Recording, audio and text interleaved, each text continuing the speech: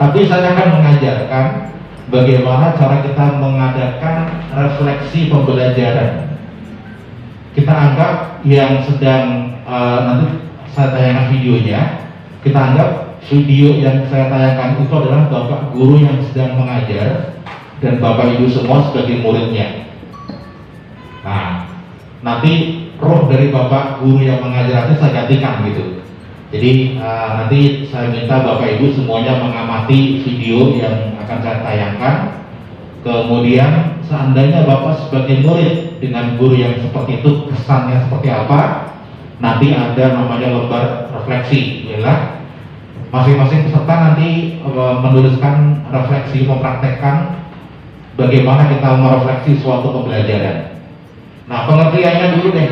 Ya, pengertian dari refleksi itu adalah aktivitas yang dilakukan agar memberi manfaat dalam diri maupun sesuatu, bisa sistem, metode, teknik, dan lain-lain, agar menjadi lebih baik. Jadi kita melakukan kegiatan pembelajaran dulu, baru kita nanti mengadakan refleksi. Kalau Bapak Ibu ingat, biasanya ini berada di akhir RPP Bapak Ibu yang susun ya, itu ada yang namanya refleksi. Atau bisa juga diartikan aktivitas refleksi itu sendiri bukan hanya pada pembelajaran, namun dalam kehidupan sehari-hari pun juga bisa kita lakukan. Jadi kita sudah melakukan apa? Misalkan pagi-pagi kita melakukan senam pagi ini. Ya, kalau saya pagi-pagi bulu tangkis gitu ya. Waktu yang kita pakai selama misalkan 1 jam senam pagi itu. Nah, efek dari kegiatan senam pagi 1 jam itu apa nih yang dirasakan? Apakah terlalu capek atau kurang waktunya, atau besoknya itu malah sakit karena kelamaan? Nah, ini kita adakan evaluasi dengan langkah refleksi ini. Jadi feedback, melihat kembali ke hal yang tadi kita lakukan. Kemudian kita akan melakukan namanya perbaikan. Itu inti dari refleksi, kegiatan refleksi. Nah, manfaatnya adalah pertama untuk memahami dan mengetahui maksud dari apa yang kita pelajari atau yang telah dipelajari. Jadi kalau ini kita bisa melakukan refleksi, Bapak Ibu ya, nanti murid-murid nggak akan nanya lagi belajar itu untuk apa sih Bapak Ibu. Nah, jadi karena dia belum tahu maksudnya apa yang dipelajari itu. Makanya adanya refleksi ini sama-sama nanti dengan murid, mungkin sekitar 5 atau 7 menit lah gitu, kita ajak diskusi bareng sebelum pembelajaran kita tutup. Kemudian bisa mengerti apa yang dilakukan, yang sudah dilakukan murid itu apa bagi guru kita ya. Kita juga bisa melihat tadi apa yang bisa dilakukan dengan murid. Apakah KD-nya tercapai, tujuan pembelajarannya sudah tercapai apa belum? Itu bisa dilihat dari refleksi ini. Kemudian paham apa yang harus dilakukan selanjutnya, tindak lanjut ya, RTL, rencana tindak lanjut. Jadi RTL itu setelah kita melakukan refleksi. Contohnya, hari ini saya mengajar waktunya 40 menit di kelas. Kemudian karena terlalu banyak soal yang dibahas, akhirnya KD yang harusnya saya membahas 2 KD, ini 1 KD baru yang terbahas, 1 KD-nya belum. Berarti untuk pertemuan berikutnya, KD yang tadi belum terbahas akan dirangkap untuk pertemuan yang akan datang. Itu namanya mengerti apa yang harus kita lakukan selanjutnya. Kemudian mengerti budaya belajar yang ada di kelas. Nah, pada saat kita mengajar itu jangan hanya satu arah, kita dengan papan tulis atau kita dengan layar, tetapi harus ada interaksi ya, 3 arah, layar, kita dengan murid.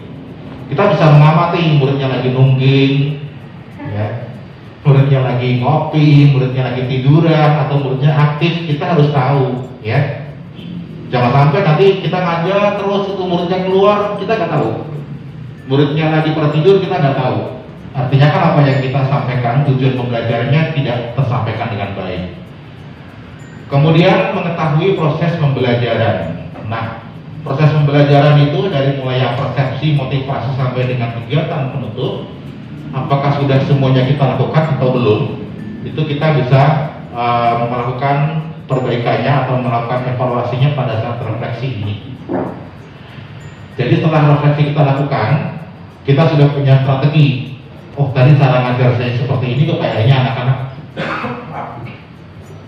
anak-anak kurang respect nih, anak-anak kayaknya kurang konsentrasi nih, anak-anak kayaknya kurang begitu tertarik dengan metode yang saya berikan. Maka berikutnya saya akan ganti metode yang lain. Mungkin tadi awalnya metodenya adalah metode ceramah, kemudian kita ganti metode diskusi atau metode PBL ya, project based learning atau problem based learning, atau mungkin kita justru ke inquiry ya, inquiry learning, boleh ya. Bahkan dalam satu tatap muka, kalau memang kita lihat sepertiga pertemuan pertama ini ternyata hasilnya kurang maksimal atau kelihatan anaknya nggak tertarik, kita langsung ganti metode. Awalnya misalkan kita pakai metode ceramah, kok kayaknya anak-anak ngantuk nih. Nah, langsung kita ganti dengan metode yang lain, mungkin diskusi atau metode inquiry, boleh ya, itu boleh saja. Jadi pergantian metode tidak harus menunggu pertemuan selesai baru pertemuan berikutnya, enggak. Tetapi kalau guru sudah bisa mengetahui atau bisa mengevaluasi pada saat pertemuan dan sedang berlangsung, bisa langsung kita ganti dengan model pembelajaran yang lain. Kemudian tujuannya apa? Tujuan refleksi. Tadi manfaat, sekarang tujuan. Yaitu untuk menilai bagaimana respon siswa dalam pembelajaran atau penyampaian sebuah materi.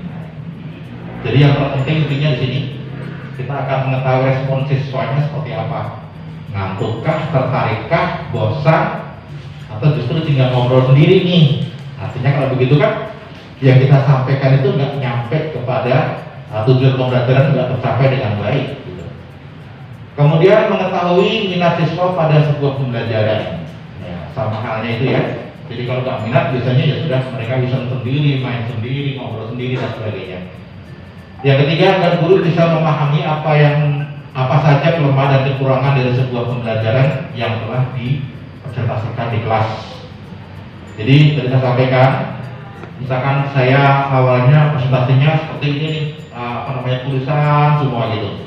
Kok kayaknya anak-anak ada yang selonjor lah, ada yang palanya taruh meja lah, ada yang ngorok dan sebagainya. Berarti presentasi saya nggak bagus nih. Besok mungkin saya ganti dengan ada beberapa gambar atau video. Nah, itu inovasi kita yang melakukan kita sendiri. Kemudian memahami akurasi sebuah model pendekatan, strategi, taktik, dan metode pembelajaran yang diimplementasikan. Ya, jadi tadi saya sampaikan awalnya mungkin kita metodenya metode ceramah, kemudian kok kurang menarik nih, langsung kita mencari metode yang lain yang sekiranya cocok pada saat kondisi saat itu. Jadi nggak selalu misalkan hari ini kita menggunakan metode inquiry learning, besok juga pakai itu, tetap cocok dengan materi, enggak juga, ya, enggak juga. Kalau materinya misalkan tentang pesanan kuadrat, nggak mungkin bisa kita terapkan dengan metodenya dengan materi misalkan kita ngajar peluang, itu beda, ya. Kemudian yang terakhir adalah memahami apa saja keperluan dan kemauan dari siswa secara detail. Ini berfungsi agar guru bisa membuat pembelajaran yang lebih efektif dan pada kesempatan berikutnya. Ya.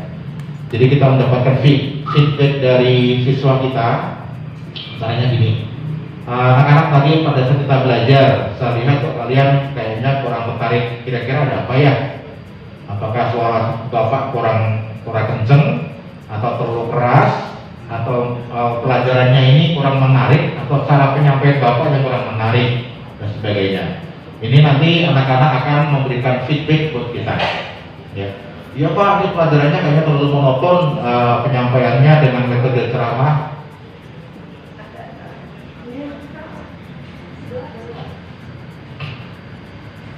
Saya pikir peserta baru. Ya, warga sini yang ingin belajar matematika, saya pikir gitu. Ya, feedbacknya itu kita pakai. Jadi kita jangan takut kalau kita dikoreksi oleh peserta didik kita. Mereka mengevaluasi kita, itu justru kita harapkan. Kalau enggak, kita selamanya nggak akan pernah tahu.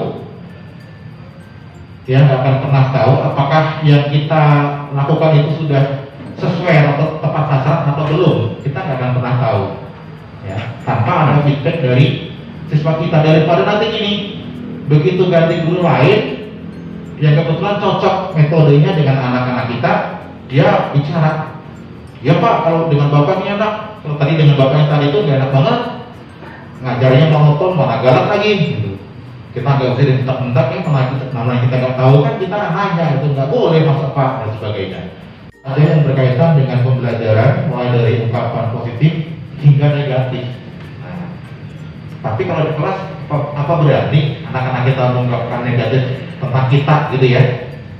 Kadang-kadang itu bisa kita siasati. Jadi mereka sudah menuliskan tapi namanya nggak usah, nggak apa-apa gitu. Kemudian siswa memberikan aspirasi dan harapan yang diinginkan pada aktivitas pembelajaran selanjutnya, dan seterusnya sampai akhirnya guru akan melihat setiap lembar refleksi sehingga guru bisa memperoleh data dan informasi untuk melakukan evaluasi atau perbaikan. Intinya adalah kita guru harus melakukan evaluasi dari apa yang sudah kita lakukan. Nah, nanti teknisnya seolah-olah yang sudah mengajar itu adalah saya. Nah, Bapak Ibu adalah muridnya. Nanti amati tuh mulai dari guru masuk ke ruangan, kemudian sampai akhir pembelajaran seperti apa. Nanti dituangkan jawabannya di lembar refleksi yang akan saya berikan. Gitu ya. Jadi masing-masing satu orang satu file. Setelah itu dituliskan, tapi diamati. Memang kita harus mengamati proses guru mengajar seperti apa, kita amati. Ya. Yang pertama, refleksi itu bisa dengan menggunakan lisan, ya, meminta saran yang tadi saya sampaikan. Anak-anak tadi setelah kita belajar nih, kira-kira saran untuk ibu atau untuk bapak apa nih, supaya pertemuan berikutnya kita bisa lebih baik. Itu bagus, ya langsung. Itu biasanya di akhir pembelajaran. Kemudian bisa dengan video, jadi murid-muridnya diminta mencermati sebuah aktivitas yang sudah dilakukan. Caranya itu kayak kemarin Bu Upi ngajar di videoin, di shooting. Nah, video itu diputar di depan kelas. Anak-anak sudah menilai, ini yang tadi kita lakukan seperti ini, kira-kira kelemahannya di mana, kekurangnya di mana. Itu bisa seperti itu. Memakai jurnal. Nah, jurnal itu biasanya guru mempunyai catatan kecil atau mempunyai jurnal atau agenda ya, agenda guru. Nah, di agenda guru itu kan di kolom paling belakang kalau nggak salah ada namanya keterangan, tuliskan di situ ya. Misalkan hari ini saya mengajar kondisi anak-anak seperti ini, respek anak-anak dengan pelajaran saya seperti ini, berarti saya tahu kelemahan saya di sini nih. Untuk berikutnya kita sudah bisa mendapatkan evaluasi secara mandiri. Kemudian menggunakan catatan ya, sama ya dengan memakai jurnal. Kita artinya mencatat di jurnal yang kita punya, dan catatan itu nanti kita cari, kita evaluasi sendiri, kita cari solusinya untuk pertemuan berikutnya supaya lebih baik. Nah, cara memulai refleksi pembelajaran bisa dengan kelompok berkelompok ya. Tapi hari ini saya minta masing-masing satu, karena nanti prakteknya juga di sekolah masing-masing kan ya, Bapak Ibu melakukan sendiri. Kemudian mulai dengan pertanyaan sederhana, pertanyaannya sudah saya siapkan, dan lakukan secara rutin. Jadi refleksi ini mungkin di setiap satu bab bisa 2 kali refleksi, atau di satu bab 1 kali refleksi, nggak apa-apa. Tapi sebelum kita mengadakan ulangan, kita refleksi dulu, siapkan 1 jam atau 2 jam pelajaran nanti untuk mengulas materi yang sudah kita bahas, atau di situ boleh dinamakan remedial teaching ya. Remedial teaching kita lakukan sebelum anak-anak ini mengikuti ulangan ya, karena siapa tahu pada saat kita mengajar ada yang terlewat ya, inti dari KD-KD itu ada yang terlewat. Itu bisa kita lakukan pada saat pembelajaran mau berakhir. Artinya misalkan 10 pertemuan, maka pertemuan ke-8 ini kita sudah mengetahui apa saja, atau pertemuan 9 ya, sudah mengetahui apa saja yang harus kita lakukan. Nah, kemudian pertemuan berikutnya kita adakan remedial teaching, kita sendiri yang melakukan. Itu membahas materi yang sudah, supaya anak juga semakin paham, dan yang terlewat bisa kita berikan pada saat itu. Baru kita mengadakan penilaian karya. Kira-kira seperti itu. Masuk. Kenapa masuk? Oh enggak, ya. Ya, ini tekniknya udah secara berkelompok, ya mulai dengan pertanyaan sederhana. Nanti yang akan kita lakukan ini dengan pertanyaan sederhana. Ya. Jadi nanti lembar refleksi akan saya bagikan ke Bapak Ibu. Sebelum mengisi nanti mengamati dulu video yang akan saya tayangkan. Iya rutin. Kemudian prakteknya ini kita mulai mengadakan pengamatan Bapak Ibu ya. Silakan amati video pembelajaran yang akan saya berikan. Pak Agus, Pak siapa dibantu membagikan.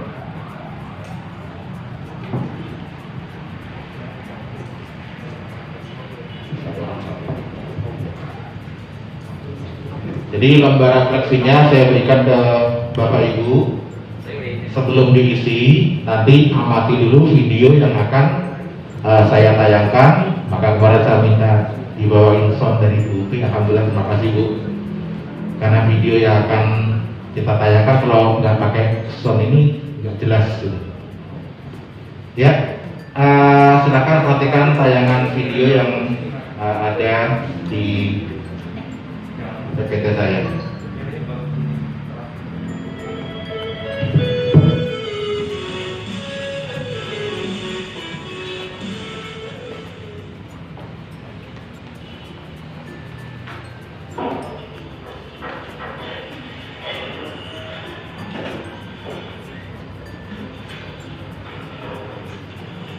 Jadi guru masuk ke kelas.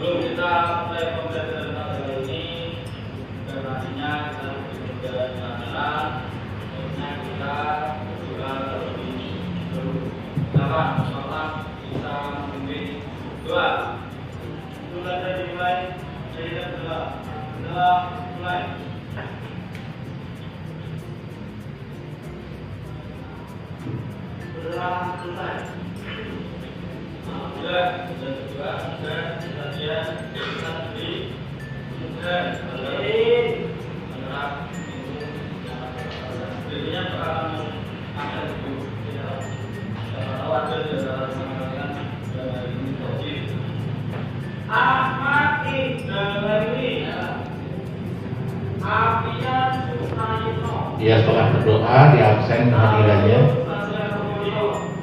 Ini kayaknya di Jawa nih. Oh, semua namanya.